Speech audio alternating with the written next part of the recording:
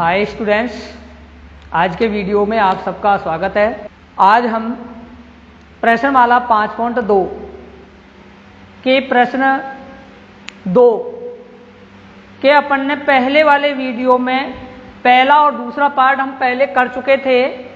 आज हम इसका तीसरा और पहले चौथा पार्ट करेंगे क्वेश्चन नंबर दूसरे का। उसके बाद उसके आगे आने वाले प्रश्नों को हल करेंगे। तो अब देखिए प्रश्न नंबर 2 में अपन से ज्ञात कीजिए कि अब तीसरा भाग में है क्या संख्याओं का अनुक्रम 5, 11, 17, 23 डॉट का कोई पद 301 है। देखो हमें एक अनुक्रम दिया हुआ है, एक अनुक्रम है यहाँ पर एक एपी अनुक्रम 5, 11, 17, 23 डॉट लास्ट में अंतिम पद 301 है। अब हमें ये जांच करनी है कि इसका ये 301 पद जो है, ये 301 जो संख्या है ये इस श्रेणी में है अथवा नहीं। कोई भी अंतिम पद उस समांतर श्रेणी में है या नहीं, इसकी जानकारी करने के लिए इसका हम पदों की संख्या निकालेंगे।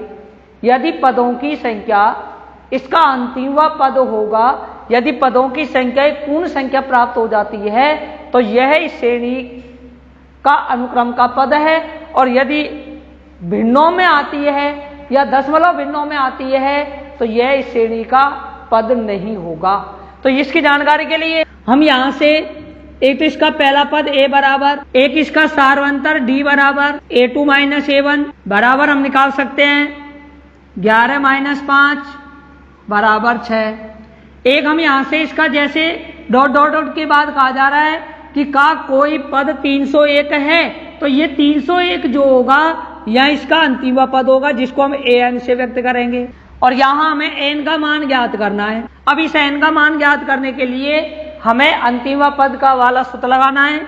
हमारा सूत्र है an बराबर a प्लस कोष्टक में n - 1 इंटू डी। देखिए यहाँ से हम an के स्थान पे लिखेंगे 301, a के स्थान पर 5, n के स्थान पर n - 1 इंटू डी के स्थान पर हम लिखेंगे 6। देखिए अब हम इसमें पहले 6 को n और -1 से गुणा करेंगे, उसके पश्चात चरों को एक तरफ और अचरों को एक तरफ लेके जाएंगे अपने अपने पक्ष में। तो मैं पहले इसको गुणा कर रहा हूँ। 301 बराबर 5 प्लस n को 6 से गुणा किया 6n आया, -1 से गुणा किया -6 आया।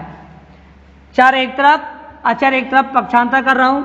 जैसे हम इसका पक्षांतर करेंगे तो ये माइनस का 6n बराबर 5 - 6 और ये भी इधर आएगा तो -301।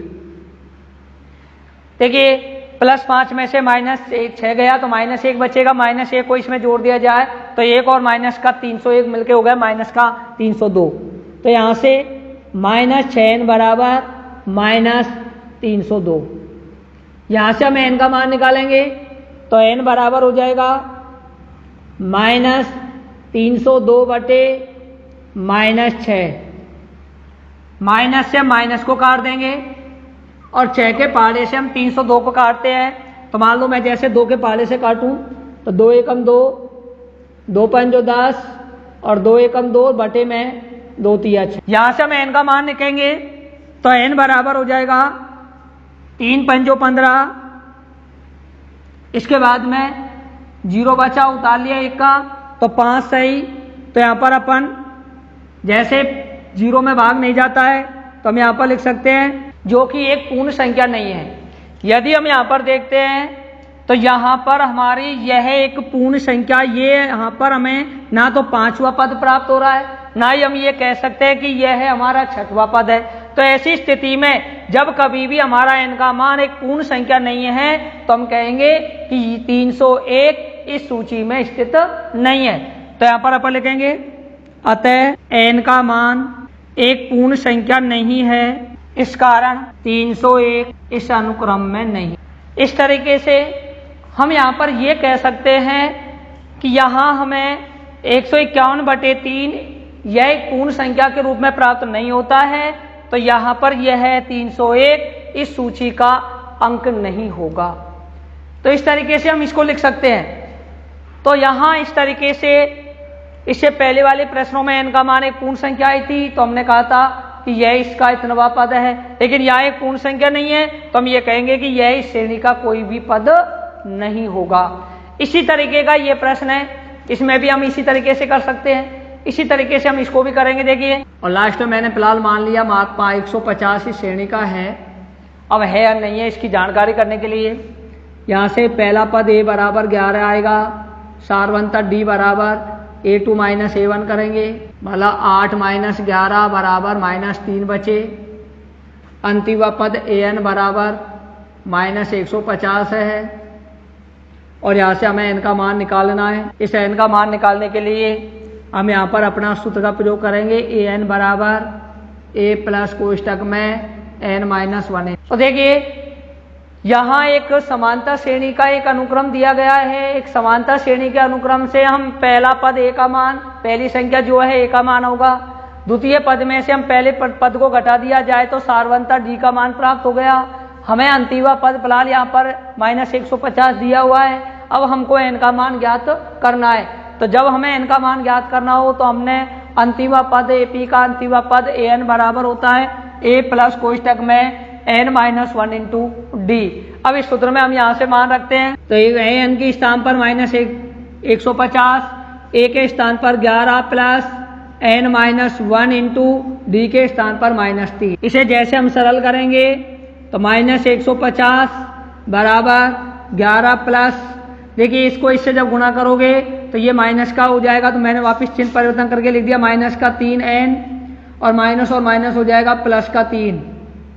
अब मैं चरों को एक तरफ, अचरों को एक तरफ लेके आ रहा हूं, तो 3n इस पक्ष में आएगा, माइनस का है, इधर आते ही ये प्लस का हो जाएगा। तो मैंने यहाँ पे लिखा +3n बराबर 11 + 3, और ये इधर आएगा तो ये भी +150। तो 3n बराबर, देखिए हम इसको इसमें जोड़ते हैं, 150 में 114 जोड़े, 11 और 3 114 हो गया, तो ये बन जाएगा 164। जैसे ये हमारा 164 हो जाएगा तो यहाँ से n का मान निकालेंगे, तो n बराबर 164/3। अब 3 का इसमें पूरा भाग नहीं जाता है, 3 पंजो 15, यदि हम भाग दें तो 3 पंजो 15, बच गए 1, 3 चौ 12, बच गए 2, तो 54 सही 2/3, जो कि एक पूर्ण संख्या नहीं है। और जब कभी भी यदि n का मान एक पूर्ण संख्या नहीं आती है तो हम ये नहीं कह सकते कि देखो ये ना तो 54वां पद है ना ही 55वां पद है, 54 और 55वें में से कोई सा भी पद प्राप्त नहीं कह सकते। तो इसका मतलब ये हुआ कि -150 इस श्रेणी में नहीं होगा। तो अपन लास्ट में उत्तर लिखेंगे, आता है -150 AP अनुक्रम में। तो इस तरीके से कल भी इससे पहले वाले वीडियो में जब हमने प्रश्न नंबर 2 में ज्ञात कीजिए पढ़ा था, उसमें आपको इसी प्रकार के सवाल दिए गए थे, लेकिन उस में n का मान पूर्ण संख्या प्राप्त हुई थी। तो इसका मतलब ये हुआ कि वह उस श्रेणी में था। यहाँ हमने देखा तो n का मान एक पूर्ण संख्या प्राप्त नहीं हो रही है, तो हम कहेंगे कि ये संख्या इस अनुक्रम में स्थित नहीं है। तो ये हमारे प्रश्न नंबर 2 में इस तरीके से हल कर सकेंगे। इसके बाद अगला क्वेश्चन पढ़ेंगे हम। अब देखिए इसका चौथा प्रश्न, हमें तीसरा प्रश्न जो है हमें किताब में लिखा है, यदि समांतर श्रेणी का छठा पद तथा 17वां पद क्रमशः 19 तथा 41 है तो इसका 40वां पद ज्ञात कीजिए। देखो हमें सवाल के अंदर दिया है, एक तो हमें दे रखा है AP का छठवां पद, और एक हमें दे रखा है इसमें AP का 17वां पद। छठवां जो पद है क्रमशः में 19 और 41, तो 17वां पद 41, और हमसे ये कहा जा रहा है तो ज्ञात कीजिए कि इसका 40वां पद क्या होगा।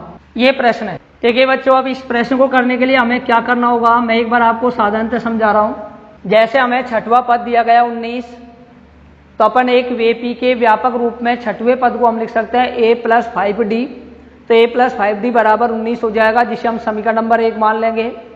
इसी तरीके से दे रखा है 17वां पद 41 के बराबर है, तो हम 17वें पद को 41 के बराबर करके हम 17वें पद को लिख सकते हैं a + 16d बराबर 41। समीकरण 1 और समीकरण 2 में जैसे हमारे पास 2 चर वाले रैखिक समीकरण होते हैं x और y में या अन्य चरों में, इसी प्रकार यहाँ a और d में 2 चर वाले रैखिक समीकरण हैं। इन दोनों रैखिक समीकरणों को अपन यहाँ पर या तो विलोपन विधि द्वारा या प्रतिस्थापन विधि द्वारा या पूर्ण वर्ग विधि आधार पर, इन तीनों में से किसी एक विधि के आधार पर इन दोनों समीकरणों को हल करेंगे।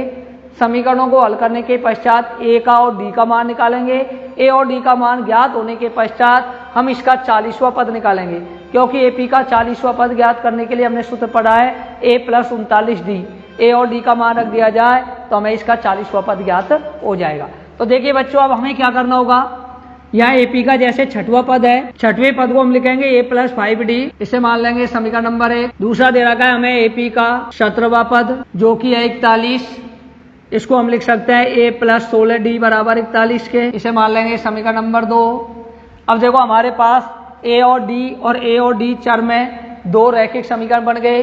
जब कभी भी हमें दो रैखिक समीकरण दिए जाते हैं तो रैखिक समीकरणों को हल करने की हमारे पास 3 विधियां होती है। पहली विधि है हमारी विलोपन विधि, दूसरी है प्रतिस्थापन विधि, तीसरी है बीजगुणन विधि। इन तीनों में से किसी भी एक विधि के आधार पर हम इन समीकरणों को हल करेंगे। ज़्यादातर हम प्रश्नों को विलोपन विधि या प्रतिस्थापन विधि से हल करते हैं। इन दोनों में से ही प्रयोग करके हम प्रश्नों को हल करते हैं। तो मैं यहाँ पर विलोपन विधि के आधार पर लिख रहा हूँ, तो मैंने यहाँ पे लिख दिया समीकरण 1 व 2 को विलोपन विधि द्वारा। और विलोपन विधि में हम क्या करेंगे कि समीकरण जैसे पहला है ए प्लस 5D बराबर 41, सॉरी ए प्लस 5D बराबर है 19, तो यह 19 इसे समीकरण 1 था। दूसरा हमारा है ए प्लस 16D बराबर 41। विलोपन विधि में क्या करना होता है कि जैसे समीकरण 1 और 2 में ए या डी इन दोनों में से किसी एक चर के गुणांक समान करने होते हैं। अब हम यहाँ पर देखें तो दोनों समीकरणों में ए के गुणांक समान है, तो इसका मतलब इसमें से इसको घटा दिया जाए तो ए से ए कट जाएगा और हमें डी का मान प्राप्त हो जाएगा। तो मैंने समीकरण 1, 2 में से चिन्ह परिवर्तन कर दिया, ये माइनस और ये माइनस, चिन्ह बदलने पर मतलब घटाने पर। जैसे चिन्ह बदला तो यहाँ ए से ए कट गया, तो हमारे पास 16 और प्लस के 5, माइनस 16 में से प्लस 5 गए तो माइनस के 11D बचे। इधर हम 41 में से 19 घटाएंगे, तो जैसे 1 में 9 नहीं जाता, 11 में से 9 गए 2 बचे, यहाँ रह गया 3 में 1 गया तो बचे 2, और जो भी माइनस के, तो माइनस के 22 बच गए। यहाँ से डी का मान निकालेंगे तो डी बराबर हो जाएगा -22 बटे -11, माइनस से माइनस और 11 से कट गए, ये प्लस का 2 प्राप्त हो गया। तो यहाँ से हमें डी का मान 2 मिला। जैसे हमें डी का मान ज्ञात हो जाता है तो डी का मान ज्ञात होने के पश्चात हम ए का मान निकालेंगे, और ए का मान ज्ञात करने के लिए या तो आपको समीकरण नंबर 1 में डी के स्थान पर रख दीजिए तो ए का मान आ जाएगा, या समीकरण 2 में डी के स्थान पर रख दीजिए तब भी ए का मान आ जाएगा। तो दोनों में से किसी एक समीकरण में रख देते हैं। तो मैं समीकरण 1 में रख रहा हूँ फिलहाल, तो यहाँ लिखेंगे समीकरण 1 में d बराबर 2 रखने पर, जैसे d का मान हम 2 रखेंगे तो हमारा हो जाएगा a प्लस 5 गुणा 2 बराबर 19, 5 दूनी 10 का पक्षांतर कर देते हैं तो a बराबर हो जाएगा 19 माइनस 10, तो यहाँ से a बराबर आ जाएगा 9।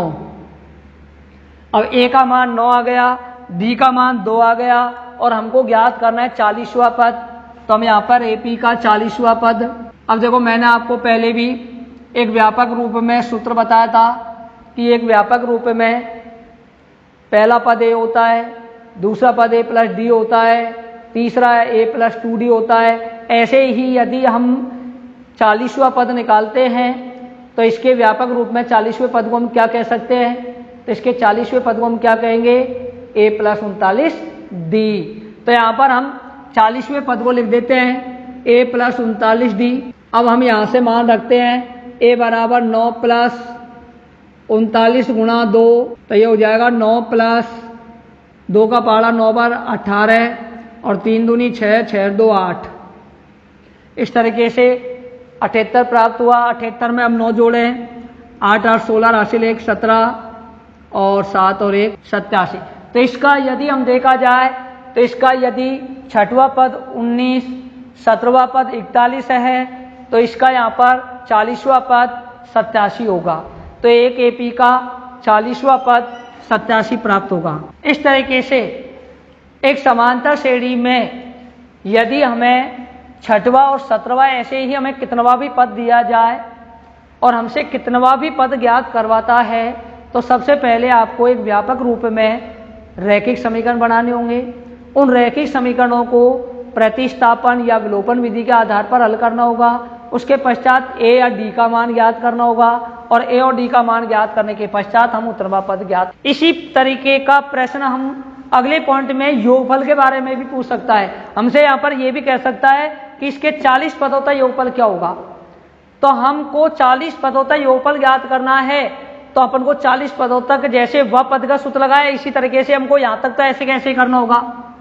पहला समीकरण इसी तरीके से बनाना होगा, दूसरा बनाना होगा, विलोपन विधि लगाना होगा, ए और डी का मान ऐसे कैसे ज्ञात होगा। उसके पश्चात हमें योगफल एक एपी के एन पदों तक योगफल ज्ञात करने का सूत्र हमने एस एन बराबर एन बटे 2 बड़े कोष्टक में 2a plus n minus 1 into d, इस सूत्र में मान रख के हम ज्ञात कर सकेंगे। तो एक बात ध्यान रखना बेटो, इस प्रकार से हमें प्रश्न पूछा जाता है और ज़्यादातर इसी तरीके का प्रश्न बोर्ड के पेपर में आता है। इस साल भी योगफल में इसी तरीके का प्रश्न पूछा गया था, इससे पहले भी आया था और इस साल 2020 बोर्ड के पेपर में भी यही क्वेश्चन पूछा गया है।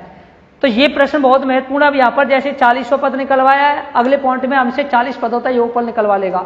तो इसी तरीके से हम योगफल वाले सूत्र लगा करके ज्ञात कर सकते हैं। अब इसके बाद चौथा क्वेश्चन हमें किताब में लिखा हुआ है, किसी समांतर श्रेणी के तीसरे और 9वें पद क्रम से 4 और -8 है, तो इसका कौन सा पद शून्य होगा। देखो सवाल के अंदर हमें दो चीजें दी गई हैं। पहली शर्त किताब में लिखी है कि इसका तीसरा पद, एपी का तीसरा पद, और एपी का तीसरा जो पद दिया गया है वो हमको यहाँ पर 4 है और एक हमें दे रखा है इसका 9वां पद जो कि -8 है और हमसे ये कहा जा रहा है कि इसका कौन सा पद शून्य होगा। ज्ञात करना है कौन सा पद शून्य होगा। अब एक बात ध्यान रखना, अब प्रश्न के अनुसार जैसे 3वां पद दे रखा है, 9वां पद हमें सवाल में दिया गया है और हमसे कह रहा है कौन सा पद शून्य होगा। तो कौन सा पद का मतलब है कि हमें n का मान ज्ञात करना है और यहाँ पर जो शून्य लिखा गया है तो ये कहलाएगा इसका अंतिम पद। तो an बराबर मतलब यहाँ पर शून्य दिया हुआ है। तो यहीं से आप लोगों को पहचान करनी होगी कि यहाँ एक तो अंतिम पद दे दिया गया है शून्य और हमसे n का मान ज्ञात करना है। अब इसने मैंने जैसे लिख दिया कौन सा पद शून्य होगा, तो यहाँ पर कौन सा, अब कितनवा, तो ये अंतिम पद शून्य है। अब वो कौन से नंबर का है जो शून्य है, तो वो हमें पदों की संख्या यहाँ पर ज्ञात करनी है। इस बात को यहाँ पर ध्यान में रखना है। अब देखिए इसको प्रश्न को भी हल करने के लिए अभी अपन ने जो सवाल नंबर तीसरा किया है बिल्कुल सेम टू वैसे वैसे प्रश्न है ये। सबसे पहले जैसे हमें इसका 3वां पद दिया हुआ है, एक एपी का 3वें पद को हम व्यापक रूप में a प्लस 2d लिखेंगे। एक हमें दे रखा है एपी का 9वां पद जो बराबर -8 है, तो हम इसके 9वें पद को लिख सकते हैं a प्लस 8d बराबर -8। इसे समीकरण नंबर 2 मान लेंगे।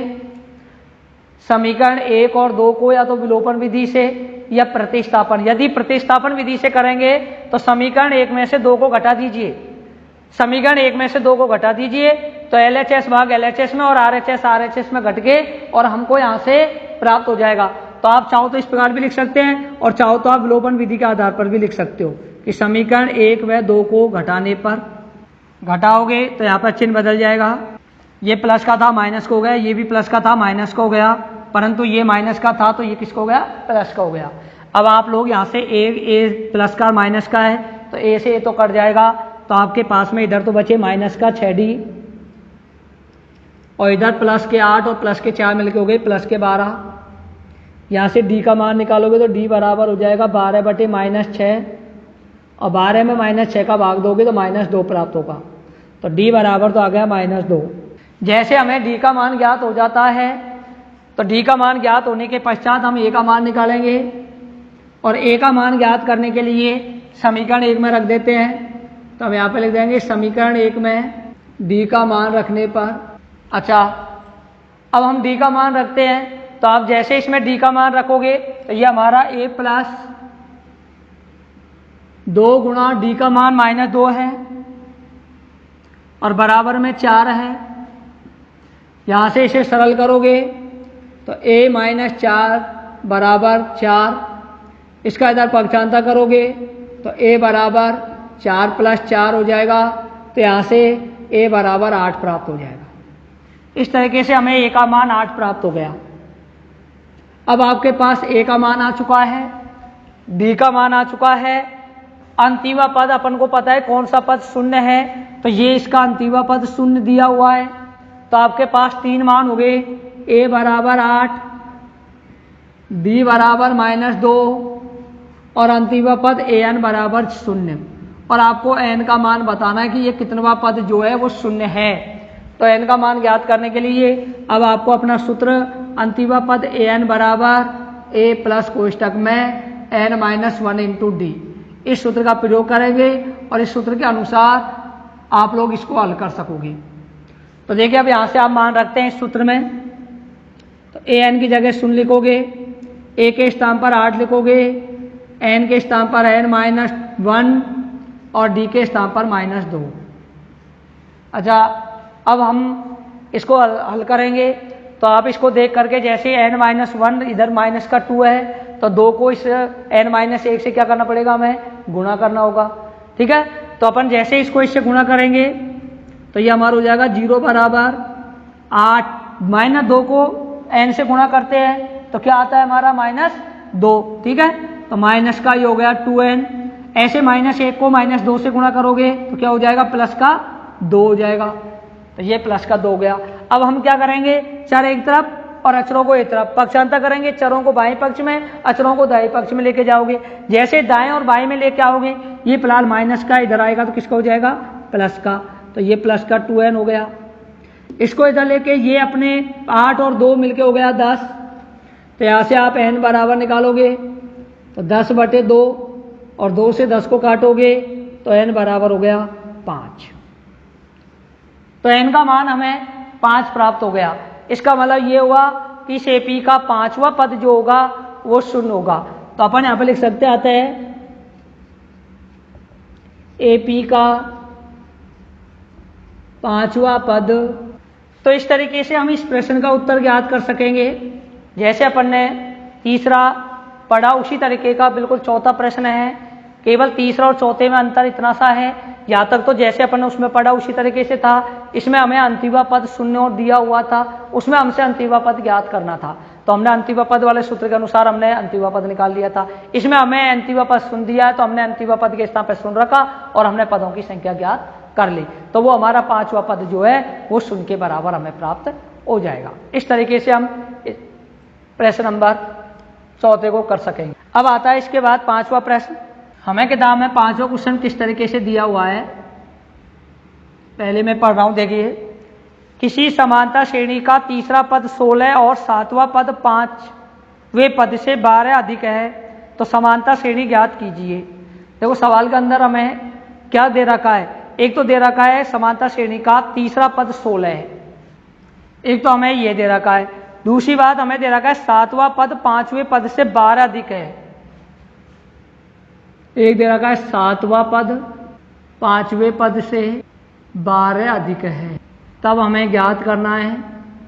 देखिए, हमसे ज्ञात करवा रहा है एक समांतर श्रेणी AP अनुक्रम, एक AP का अनुक्रम हमें बनाना है। एक समांतर श्रेणी का अनुक्रम किस तरीके से होगा, तो वीडियो सुन लो। जब कभी भी इस प्रकार से वह पद दिया जाता है तो मैंने पहले भी आपसे कहा था कि एक व्यापक रूप में हम कितनवा पद किस तरीके से लिखा जाता है। तो यहाँ पर भी जैसे हमसे कहा जा रहा है तीसरा पद 16 है, 3वां पद हमें 16 दिया हुआ है। सवाल में ये कह रहा है AP का 3वां पद बराबर 16। तो एक व्यापक रूप में हम 3वें पद को a+2d लिखेंगे।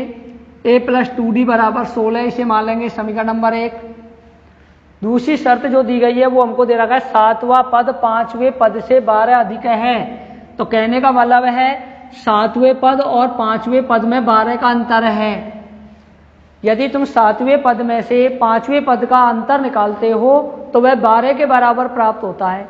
तो हम यहाँ पर ये देखेंगे कि 7वां पद, तो हम यहाँ इस तरीके से लिख सकते हैं 7वां पद माइनस 5वां पद,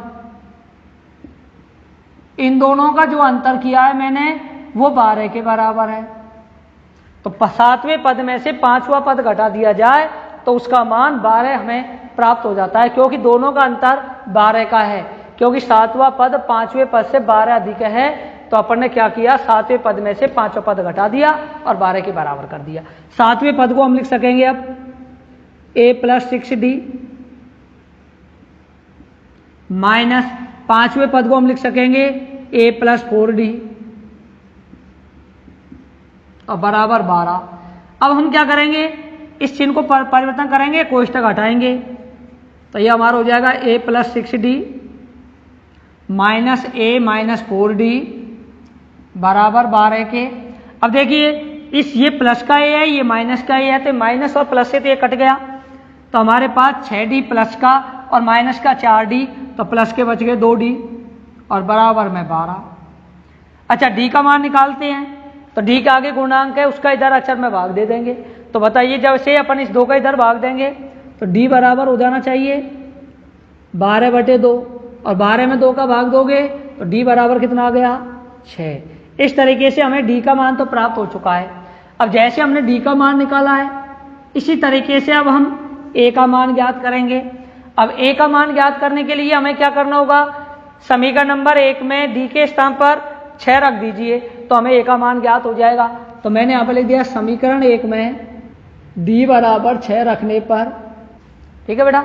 जैसे आप लोग यहाँ पर d का मान 6 रखेंगे तो ये हो जाएगा a प्लस, अब देखिए यहाँ 2d है तो 2 × 6 बराबर 16। अच्छा अब आप लोग पहले 6 × 2 करोगे, 6 दूनी कितना हो जाएगा 12, और जैसे इसका इधर पक्षांतर करोगे तो यहाँ से a का मान प्राप्त हो जाएगा। तो मैंने दोनों काम कर दिया, पक्षांतर भी कर रहा हूँ, गुणा भी कर रहा हूँ। तो 16 माइनस इधर आएगा तो 12, और 16 में से 12 गए तो कितने बचे 4, तो a बराबर कितना आ गया, यहाँ पर 4 आ गया।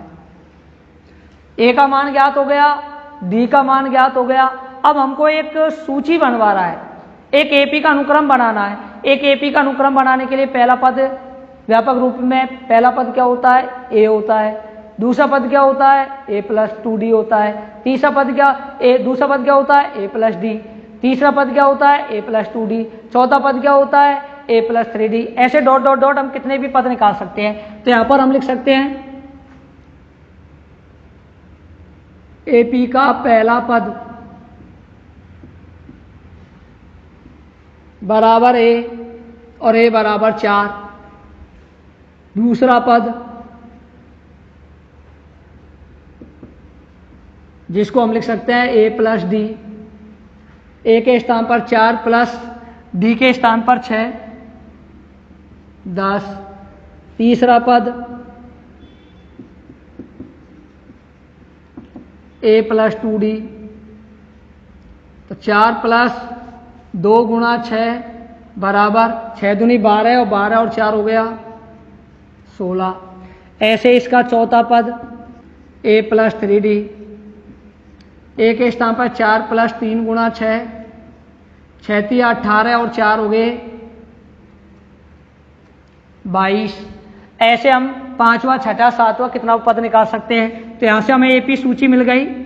पहला पद 4, दूसरा पद 10, तीसरा पद 16, फिर 22, फिर आगे अगला आ जाएगा 28 डॉट डॉट डॉट डॉट। तो ये हमारी एक एपी का अनुक्रम तैयार हो गया। इस तरीके से एक एपी अनुक्रम तैयार किया जा सकता है। तो देखिए ये हमें प्रश्न नंबर जो 5वां दिया है उसमें तीसरा पद दिया हुआ है 16, आगे लिखा है 7वां पद 5वें पद से 12 अधिक है। तो यहाँ एक एपी का अनुक्रम तैयार करना है। तो हमने पहले 3वें पद के अनुसार हमने एक समीकरण बनाया, फिर 7वें और 5वें का अंतर 12 के करके दूसरा समीकरण तैयार किया। यहाँ से समीकरण से डी का मान प्राप्त हुआ। डी का मान समीकरण 1 में किया रखा, जैसे हमने रखा तो ए का मान प्राप्त हो गया।